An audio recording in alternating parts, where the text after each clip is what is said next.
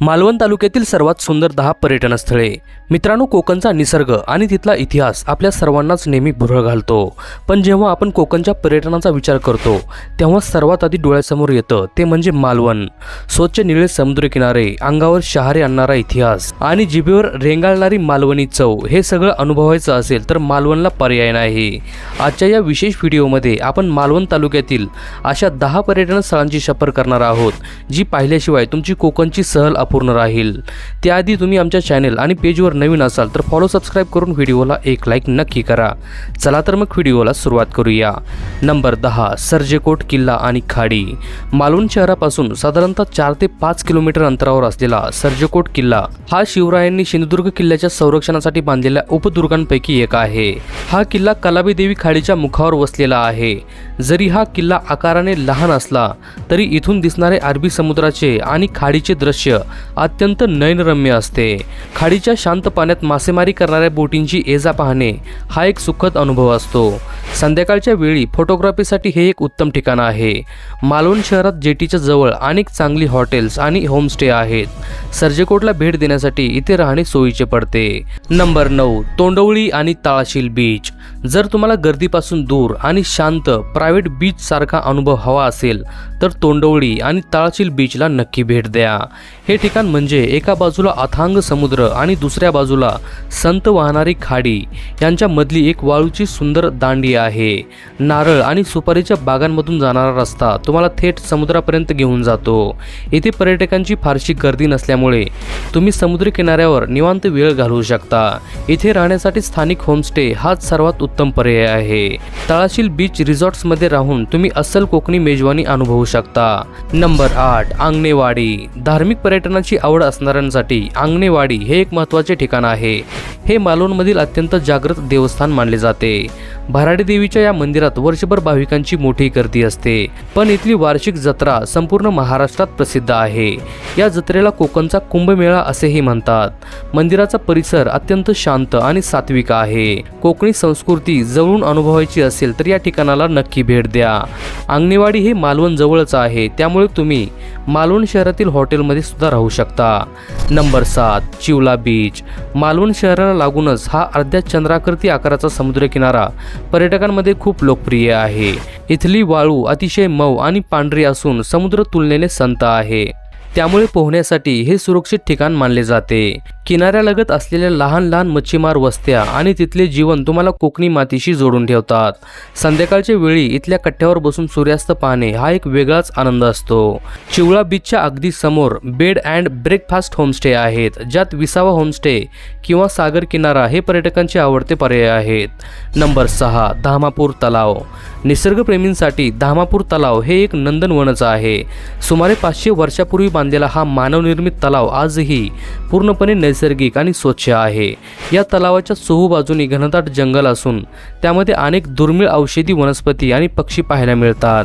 इथे तुम्ही बोटिंगचा आनंद घेऊ शकता।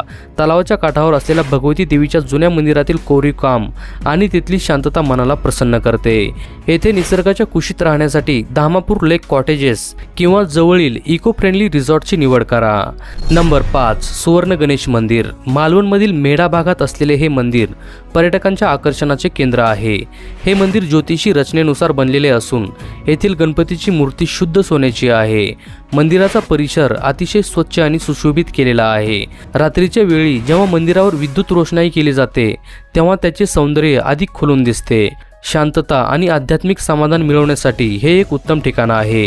हे मंदिर शहराच्या मध्यभागी असल्याने मालवणमधील गेस्ट हाऊसमध्ये राहणे सोयीचे पडते। Number 4, rock garden.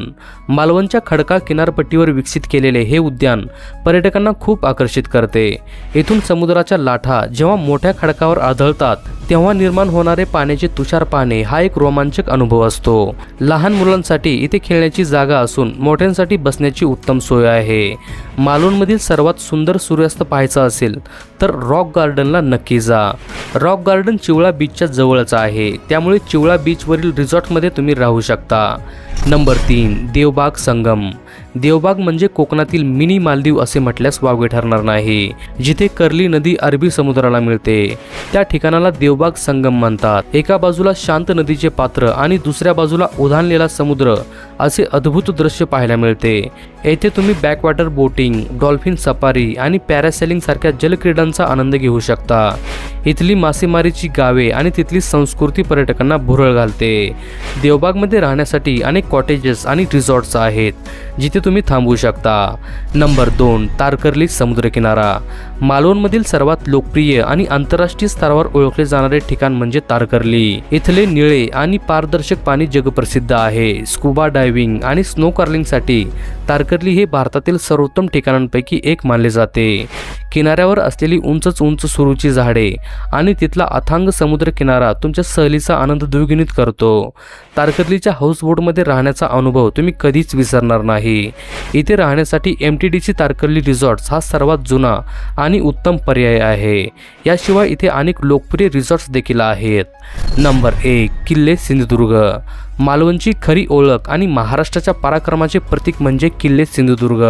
48 एकर बेटावर पसरलेला हा जलदुर्ग छत्रपती शिवाजी महाराजांच्या दूरदृष्टीचे आणि स्थापत्यशास्त्राचे उत्तम उदाहरण आहे।